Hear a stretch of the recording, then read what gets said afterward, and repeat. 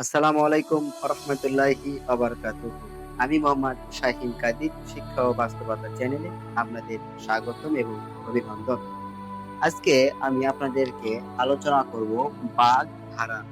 বাগধারা বাংলার সাহিত্যের একটি গুরুত্বপূর্ণ অধ্যায়। বাগধারা প্রতিটি চাকরি পরীক্ষায় বাংলাতে যে 25 মার্ক থাকে সেখানে একটা, দুটা কিংবা তিনটা প্রশ্ন কমন পড়ে। আমরা আগে জানতে হবে বাগধারা কথাটির অর্থ কি। বাগধারা শব্দের অর্থ হলো কথা বলার বচন ভঙ্গি বা কথার ঢং। আমি 1 থেকে 153 খুব গুরুত্বপূর্ণ কিছু বাগধারা আপনাদের সামনে তুলে ধরার চেষ্টা করলাম ইনশাআল্লাহ। আশা করি এই কয়টা বাগধারা মুখস্থ করলে হবে না, ঠোঁটস্থ সহকারে করতে হবে। তাহলে চাকরির পরীক্ষায় দ্বিধা দ্বন্দ্বের মধ্যে ভেতর পড়তে হবে না। আমি আপনাদের সামনে কিছু গুরুত্বপূর্ণ বাগধারা তুলে ধরার চেষ্টা করছি। এগুলো খাতায় লিখে নোট নোট করে মুখস্থ নয়, ঠোঁটস্থ সহকারে পড়বেন, তাহলেই আপনাদের উপকারে আসবে ইনশাআল্লাহ। 1 নম্বর, অকাল কুষ্মাণ্ড, অপদার্থ বা অকেজো, অক্ষা পাওয়া, মারা যাওয়া। অগস্ত্র যাত্রা, সেই চিরদিনের জন্য প্রস্থান। অগাধ জলের মাছ, সুচতুর ব্যক্তি। আমাদের সমাজের ভেতরে কিন্তু অগাধ জলের মাছের অভাব নেই। অর্ধচন্দ্র, গলা ধাক্কা দেওয়া। অন্ধের ষষ্ঠী অথবা নরী একমাত্র অবলম্বন। অগ্নি শর্মা, নিরতিশয় ক্রুদ্ধ। অন্ধকারে ঢিল মারা। চাকরি পরীক্ষায় দেখা যায় যে অনেকগুলো ক্যান্ডিডেট তারা অন্ধকারে ঢিল মারে, অর্থাৎ আন্দাজে কাজ করা। 9 নম্বর হচ্ছে অকুল পাতার, মানে ভীষণ বিপদ। অনুরোধে ঢেকে গেলা, অনুরোধে দুরূহ কাজের সম্মতি প্রদান করা। অন্ধের অন্ধের অন্ধের পরিহাস, অদৃষ্টের পরিহাস, মানে অদৃষ্টের পরিহাস, ভাগ্যের নিষ্ঠুরতা।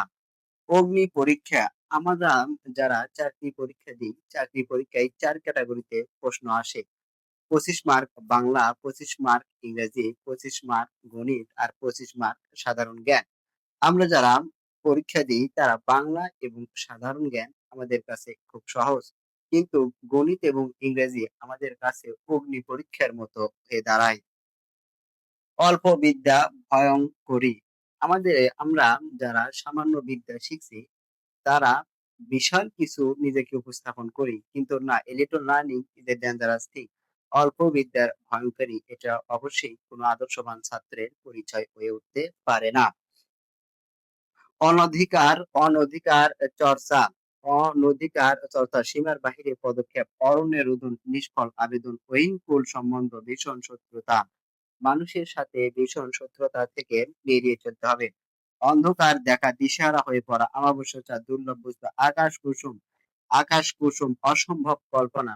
আমি যদি মনে মনে ভাবি যে আমি চাঁদের দেশে যাব, সেটা যদিও আমার কাছে আকাশ কুসুমের মতো। 20 নম্বর হচ্ছে আকাশ পাতাল, প্রচুর ব্যবধান। আক্কেল ছেলেমেয়ে, নির্বুদ্ধিতার দণ্ড। আঙ্গুল খুলে খুলে কলা গাছ। আমাদের সমাজে দেখা যায় হঠাৎ করে যখন কোনো মানুষ বড়লোক হয়ে যায়, তখন আমরা বলি আঙ্গুল খুলে কলা গাছ, অর্থাৎ হঠাৎ হঠাৎ বড়লোক। আকাশের চাঁদ হাতে পাওয়া, দুর্লভ বস্তু প্রাপ্তি। আদায় কাজ কলায়, ভীষণ শত্রুতা। আদা জল খেয়ে লাগা, প্রাণপণ চেষ্টা করা। আক্কেল গুরুম, হতবুদ্ধি। আমরা কাটে ঢিকি, মানে অপদার্থ।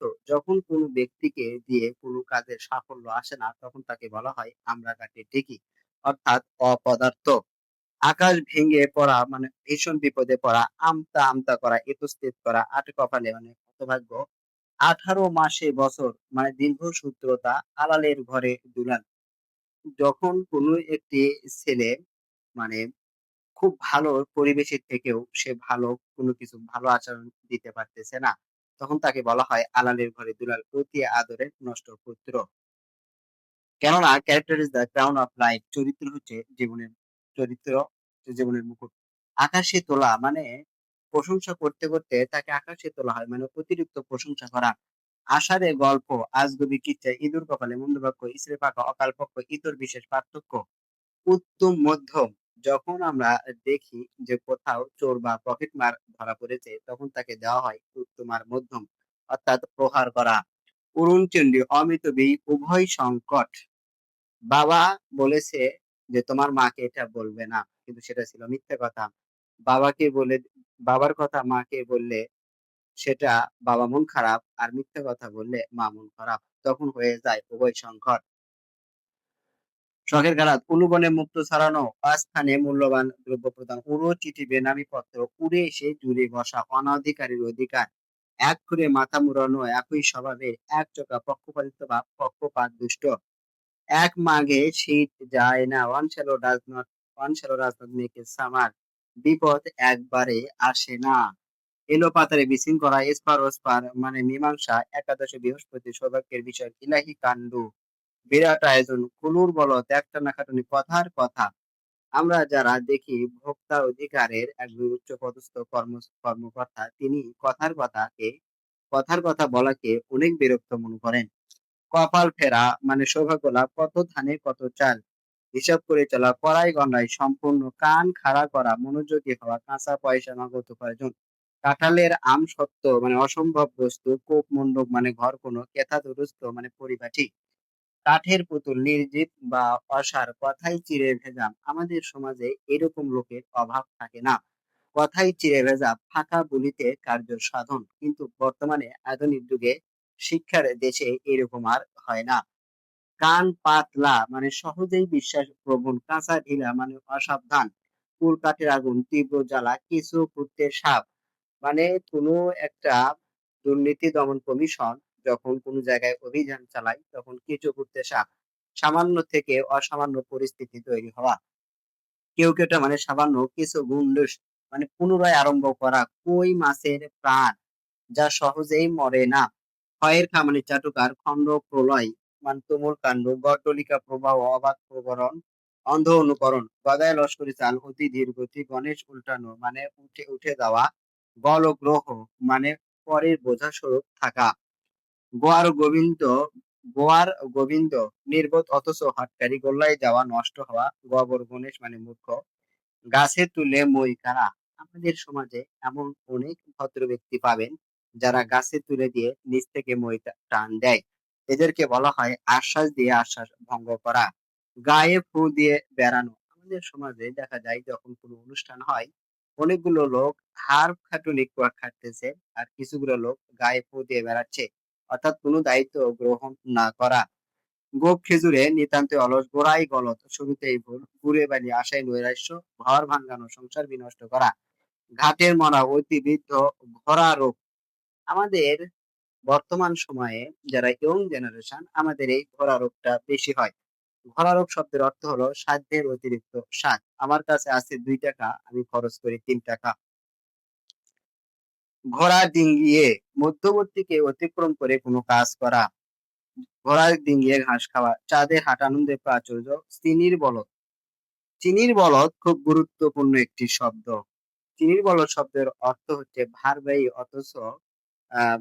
অথচ ফল লাভের অংশীদার নয়। সে শুধু খাটবে কিন্তু সে মিষ্টি পাবে না। চোখের বালি, চক্ষুশূল, চোখের পর্দা, লজ্জা, ছকরা নকরা, সস্তা দর, ছাপ ও সাপ, অত্যন্ত গরিব, ছিনিমিনি খেলা, নষ্ট করা, ছেলের হাতের মহা সহজলভ্য বিষয়, জগা খিচুড়ি পাকানো, গোলমাল বাঁধানো, জিলাপির প্যাঁচ।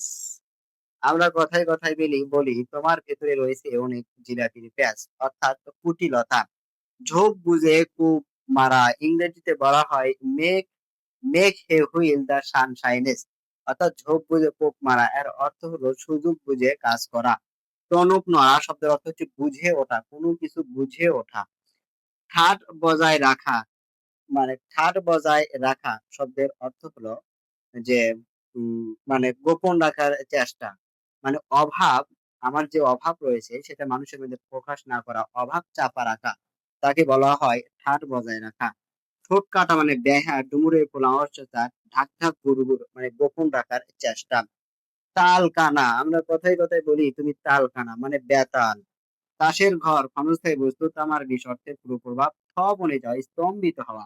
দা কুমড়া, হিমকুল, দহরম মহরম, বলতেছে ওই মেয়েটির সাথে আমার দহর মহরম সম্পর্ক, মানে খুব ঘনিষ্ঠ সম্পর্ক।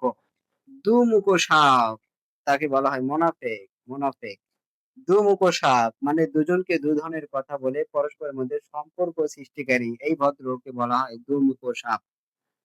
দুধের মাসি, সুসময়ের বন্ধু, ধরাকে সরা জ্ঞান করা মানে সকলকে তুচ্ছ ভাবা। ধরি মাছ না সই পানি মানে কৌশলে কার্যোদ্ধার। ননির পুতুল আমাদের সমাজে এমন কিছু লোক আছে যে যারা ঘরে শুয়ে বসে সারা জীবন পার করে দেয়, তাদেরকে বলা হয় ননির পুতুল অর্থাৎ শ্রম বিমুখ। নয় ছয় অপচয়, নেই আঁকড়া মানে এক গুয়ে, পটল তোলা অক্ষা পাওয়া, পালের গদা মানে দলপতি, কুকুর চুরি বড় রকমের চুরি, খবর দালালি। খবর দালালি একটা গুরুত্বপূর্ণ শব্দ। আমরা যেখানে অফিস আদালতে ব্যাংকে বেমাই যাই, সেখানে দেখি খবর দালাল লোক, ভদ্রলোকটা হাজির। খবর দালাল হচ্ছে অতিরিক্ত চালবাজি করা। ফোড়ন দেওয়া আমাদের সমাজে এই একটা ভদ্রলোকের অভাব নেই। ফোড়ন দেওয়া মানে কথায় কথায় টিপ্পনি কাটা। বক ধার্মিক মানে ভণ্ড সাধু, বন্যতরা কপট ব্যক্তি, বালির বাদ অস্থায়ী বস্তু, বা হাতের ব্যাপার মানে ঘুষ গ্রহণ। বাঘের চোখ দুঃসাধ্য বস্তু, বুদ্ধির ঢেকি, নিরেট মূর্খ, ব্যঙ্গের আদলি, সামান্য অর্থ, ব্যঙ্গের সহ্য অসম্ভব ঘটনা।